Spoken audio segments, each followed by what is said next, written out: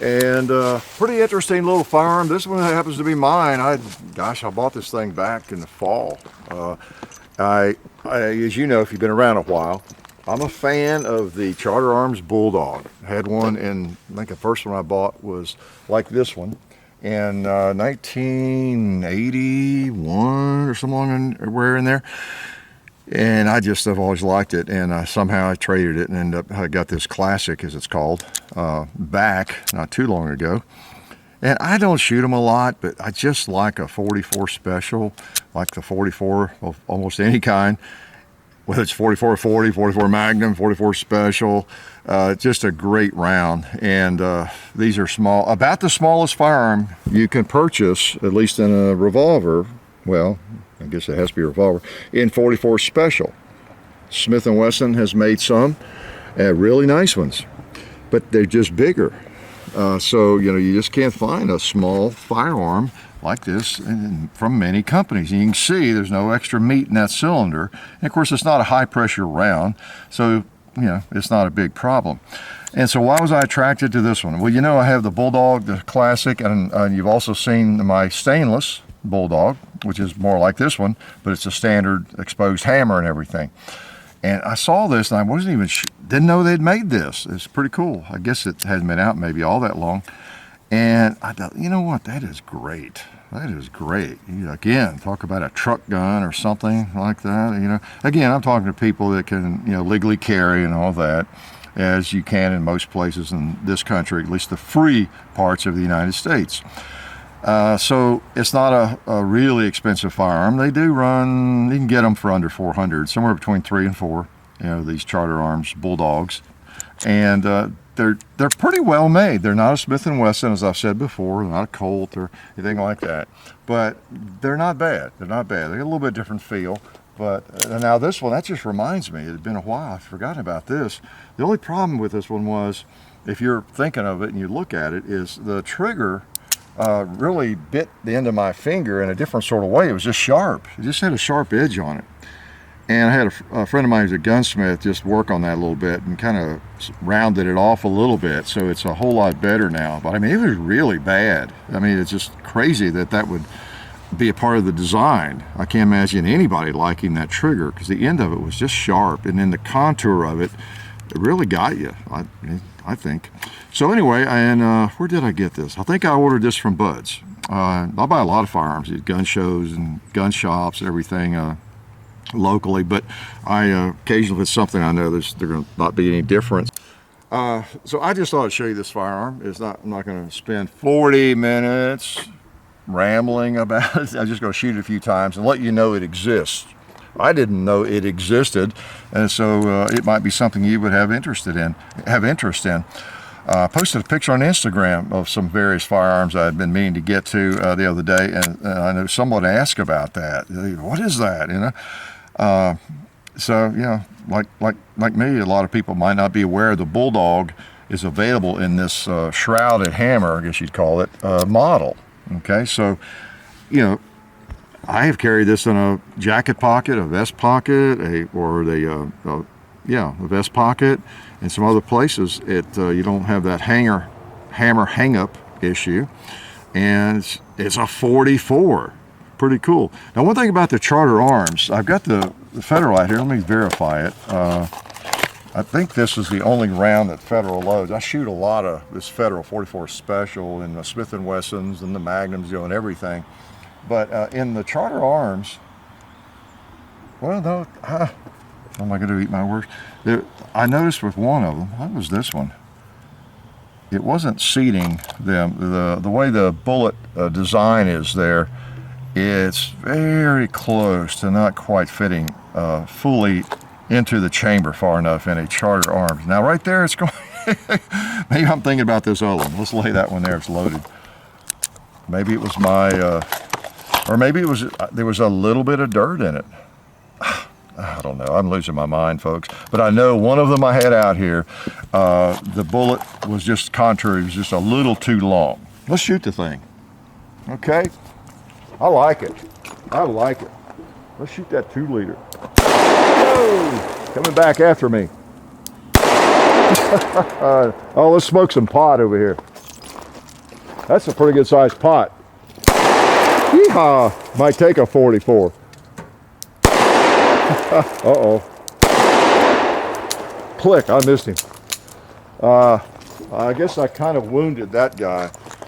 So, you know, and of course with this one, you have the advantage of being able to double action like I've been doing, or you can more easily cock, well, you can cock the hammer. You know, if the hammer is totally shrouded, it makes that a little problematic, okay?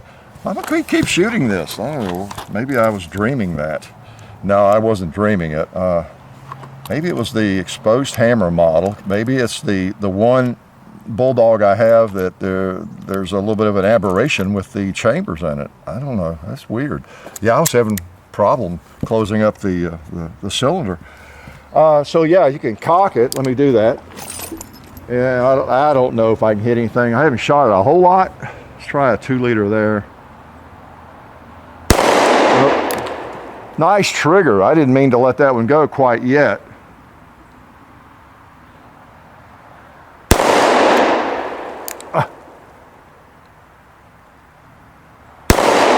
Well, let me get closer. I think I was pretty close on that shot. All right. Like I say, this is a close up and dirty work firearm. Click. That next to the last shot, again, it got off before I meant to. Not in a dangerous way. I was just not quite on target. Really a nice target trigger, actually, when you cock that hammer. If that means anything to you, if anybody cares, I'll shoot some of this jacket ammo too while I'm doing it. That's why I headed out here. I was thinking I would have trouble with the Federal. So anyway, 44 special. They really are special. All right, let me throw a few at that other one.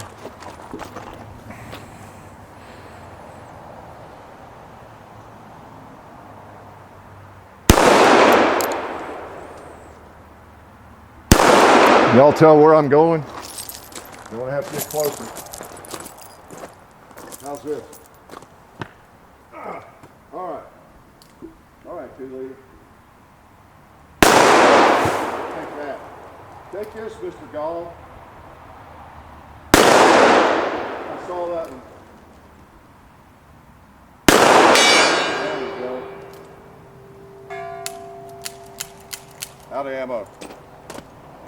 Holds 5. That's one of the problems, of course, with limitations of a little revolver like this. Not all that little, can't be, and still be chambered in 44, of course.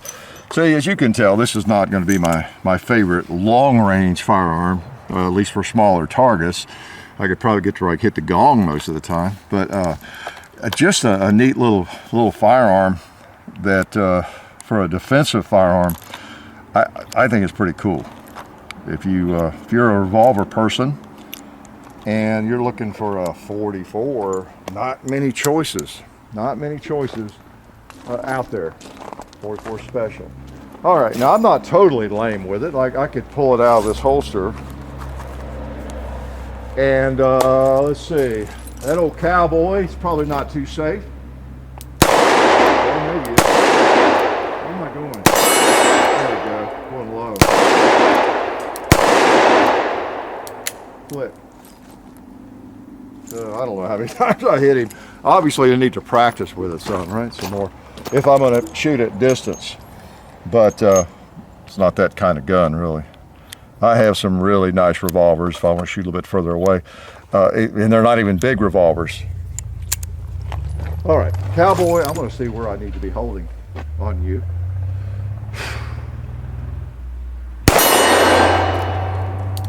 Yeah, it looked like that one went right down there on the other hit.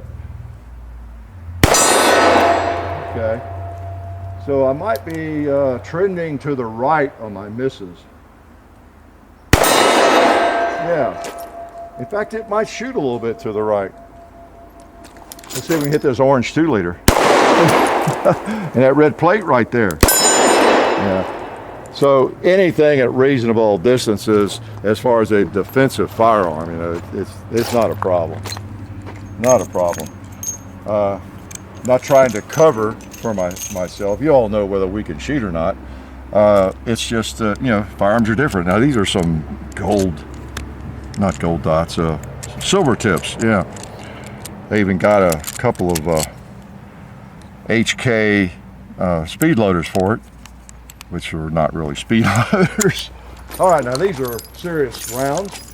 Let's try the old stop sign.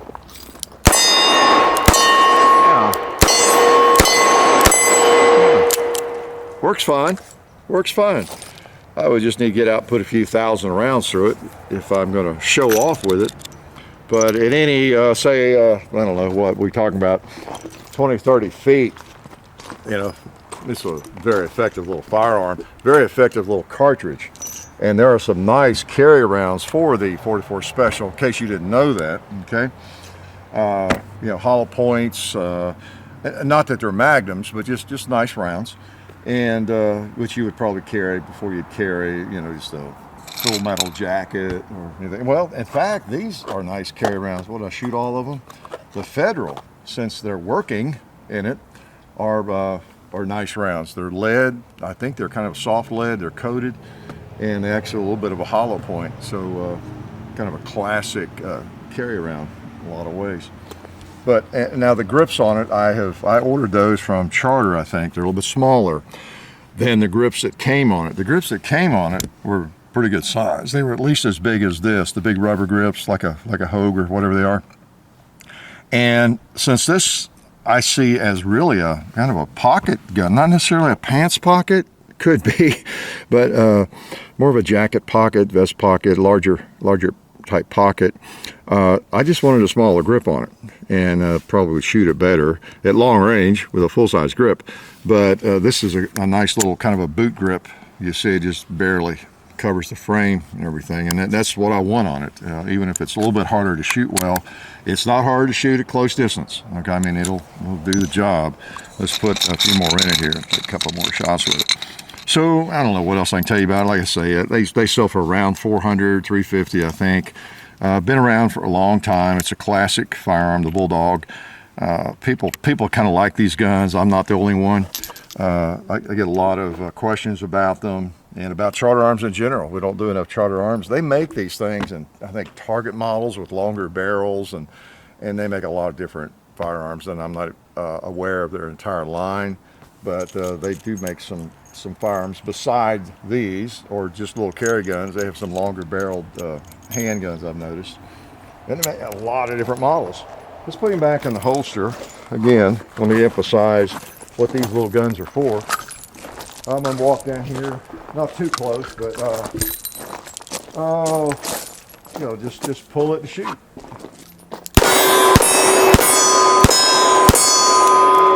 See?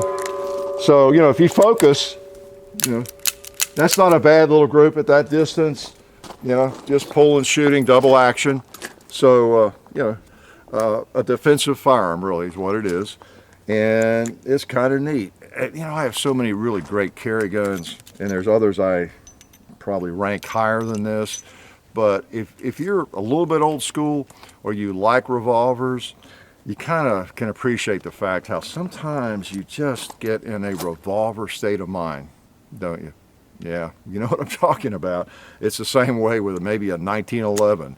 You know, sometimes you just get in a 1911 state of mind, especially if you have come through a lot of years and a lot of different firearms, and you know which ones you can shoot well and that get the job done. I heard Tom Gresham talking about that on a podcast just today, about how he's thinking about going back to a 1911 in a 9mm or something, because he just likes the 1911, the grip and everything. You know, sometimes you just want to get back to your roots, something you know, you shoot it well, you know it's going to feel good to you. And even if you don't carry a revolver, as I rarely do, just something cool about a little revolver that you know would work, you know. And so anyway, it was kind of an impulse buy. I saw it, and I'm a 44 nut, as you know, and I just have a thing for 44 Special. I'm sorry, you know, maybe there's a 12-step program to get me out of that, but I really do. I have a kind of an addiction to 44 Special, 44 Magnum, 357 Magnum, 38 Special, 40 Smith & Wesson, 9mm, whatever, like a 10 mil. I could list them all. My addiction is wide and varied, isn't it? But cool little gun. What else I can tell you about it? The price range. You've seen the Bulldogs. It's the stainless model, shrouded hammer, and 2.5-inch barrel. And it's just kind of a nifty little firearm that might be something of interest to you. You can't find a Smith & Wesson like this. You know, the closest thing is the 696 that they quit making. Beautiful little 44 special stainless, but it's bigger than this, a good bit bigger, and you know, it's just and real expensive, and it's not even out there hardly anymore. So other than as a collector's gun almost. So anyway, the on-duty Bulldog. Thought you might be interested in seeing my revolver. Life is good. Oh, I didn't see that. I was just playing my favorite country and western song. While I've got you here, I want to remind you to check out our friends over at SDI, the Sonoran Desert Institute. You can find them at sdi.edu. They are a fully accredited online distance learning program where you can become an associate's degree in firearms technology or become certified in gunsmithing. So if you're interested in a career like that, please go check them out, sdi.edu. Also, while you're on the internet, please go to hickok45.com and see everything we have over there. We have all of our social media links and all that kind of thing, like full30.com, links to our store. We have t-shirts now that you can acquire for yourself with your bunker branding. Matt from Demolition Ranch's new company. It's Hickok45 on Twitter, just to save you the time from going to the website. Hickok45 on Facebook. The Real Hickok45 on Instagram. There's a John Hickok YouTube channel. There's a John_Hickok45 Instagram where I post some stuff. So please go check that out. And then I'm going to get back to playing this country song.